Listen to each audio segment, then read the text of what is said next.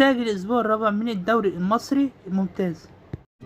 نتائج الأسبوع ال14 من الدوري المصري: بلدية المحلة 3، سيراميكا كليوباترا 5، فاركو 1، طلائع الجيش 1، الاتحاد السكندري 0، البنك الأهلي 0، الجونة 0، الإسماعيلي 0، زد 0، إنبي 1، المقاولين العرب 0، المصري 1.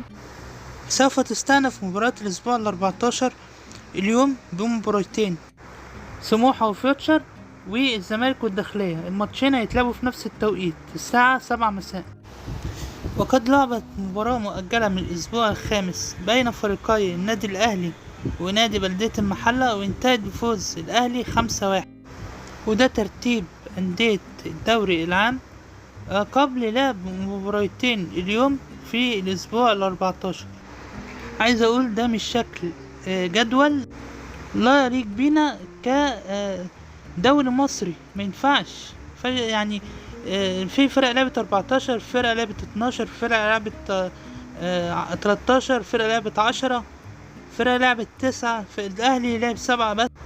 فوضى مع عدم حيادية في عدد المباريات بين الأندية وبعضها.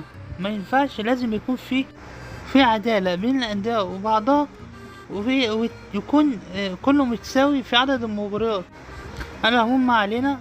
طبعا الجدول ترتيب الدوري: الأول إنبي عنده 26 نقطة، المصري التاني عنده 23 نقطة، التالت زد عنده 21 نقطة، الرابع الأهرام عنده 21 نقطة، الخامس الاتحاد السكندري عنده 20 نقطة، السادس طلائع الجيش عنده 19 نقطة، السابع سيراميكا كليوباترا عنده 18 نقطة، الثامن سموحة عنده 18 نقطة، التاسع الأهلي لعب 7 مباريات عنده 17 نقطة، العاشر الجونة لعب 12 عنده 16 نقطة، 11 فيوتشر لعب 10 عنده 14 نقطة، 12 الإسماعيلي لعب 13 عنده 13 نقطة، 13 بلدية المحلة لعب 14 عنده 13 نقطة، 14 الزمالك لعب 9 عنده 12 نقطة، 15 البنك الأهلي لعب 14 عنده 12 نقطة، 16 المقاولين العرب لعب 13 عنده 8 نقط، 17 الداخلية لعب 12 عنده 8 نقط، 18 فاركو لعب 12 عنده 7 نقاط. لو الفيديو عجبكم دوسوا لايك واشتركوا في القناة واضغطوا على زر الجرس عشان كل جديد أنا أقدمه يوصل لكم.